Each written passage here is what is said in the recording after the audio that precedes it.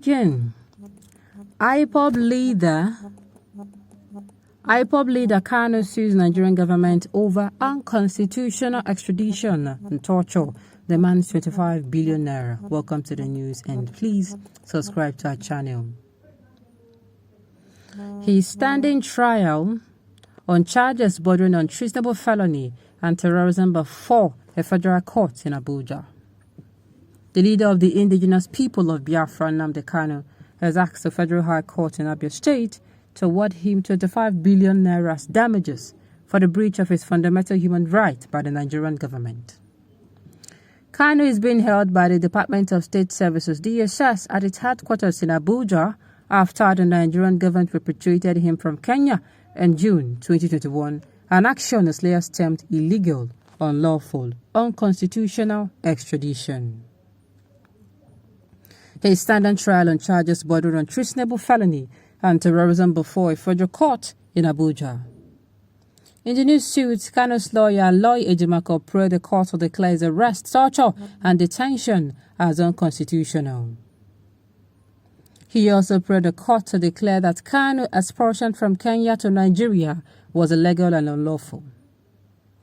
The relief sought include the declaration that the arrest of the applicant in Kenya by the respondent agent without due process of law is arbitrary when respondent enforced disappearance of the applicant for 8 days and the refusal to produce the applicant before a Kenyan court for the purpose of applicant extradition is illegal, unlawful, unconstitutional, and amount to infringement of the applicant's fundamental right against arbitrary arrest to his personal liberty and to fair hearing as enshrined and guaranteed under the pertinent provision of the CFRN and the Charter.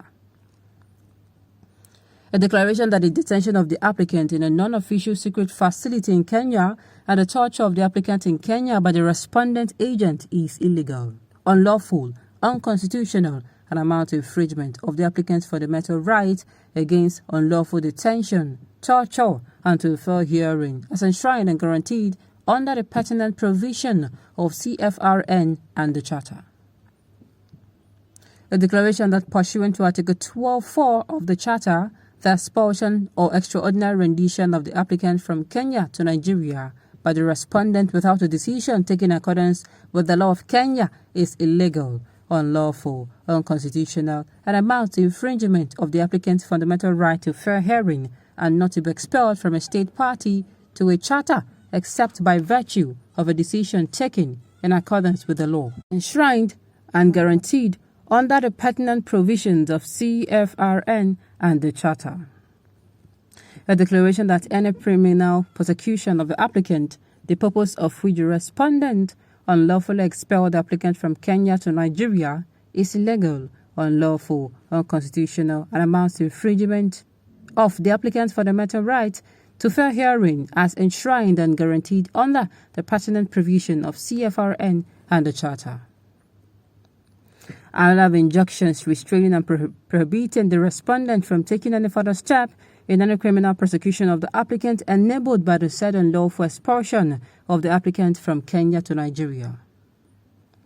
An order mandating and compelling the respondent to forthwith restitute or otherwise restore the applicant to his liberty, same being the state of being as 9th of June 2021, and thereupon repatriate the applicant to his country of lawful domicile, the United Kingdom, to await the outcome of any formal request the respondent may file before the competent authorities in Britain for the lawful extradition of the applicant to Nigeria.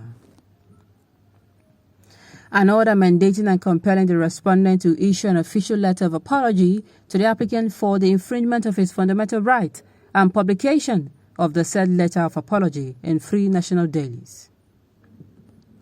Another mandating and compelling the respondent to pay the sum of 25 billion naira to the applicant, being monetary damages claimed by the applicant against the respondent jointly and severally for the physical, mental, emotional, psychological, property, and other damages suffered by the applicant as a result of the infringement of applicant's fundamental rights by the respondent.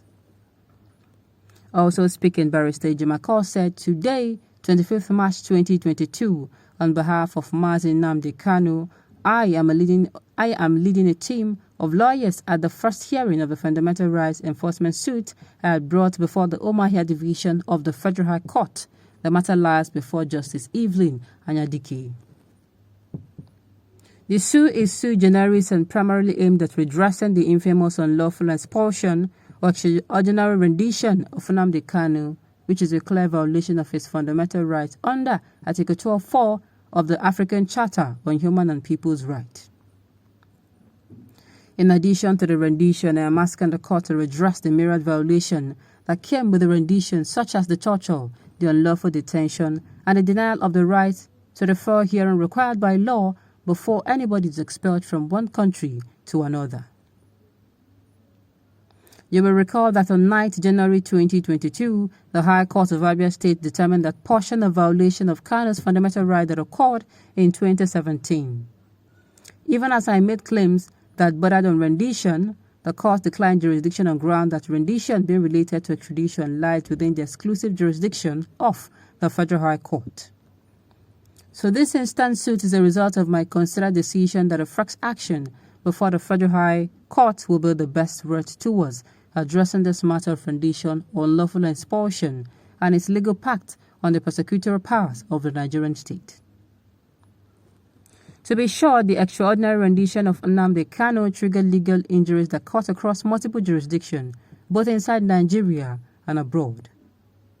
There are now new legal and even diplomatic issues that must be addressed in the United Kingdom, Kenya, the United Nations, and the African Union.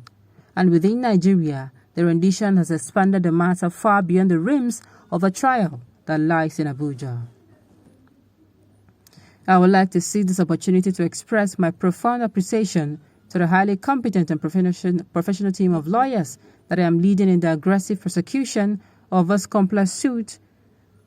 Special mention must be made of Barrister Patrick Agazi, Oheto Uwazi, and Mandela Umeborogu. Well, I don't even know if, they're going to listen to him. But whatever that was done to him he does not deserve it. Same way Igboho or even Nnamdi Kanu does not deserve whatever is being meted out to them just because they are asking that things be done right. Kenyan government said the record shows that Nnamdi Kanu is still in Kenya. History repeated himself. Buhari attempted to kidnap and secretly transport Omar Adiko from UK back to Nigeria in a diplomatic bag in 1994. Though the kidnap was unsuccessful, the political fallout seriously damaged relations between Nigeria and the United Kingdom for years. Gradually, the hero is leading to the international level where Nigeria will mysteriously lose the case, giving way to actualization of Biafra. Remember, Kenya has denied all involvement in the abduction of Kanu, and Kenya ambassador to Nigeria dramatically died in Abuja. The final battle is on board, and Nigeria is bound to lose. Okay, on this note, we've come to the end of the news. We say thank you for tuning in to listen. And until I come your way next time, enjoy the rest of the day.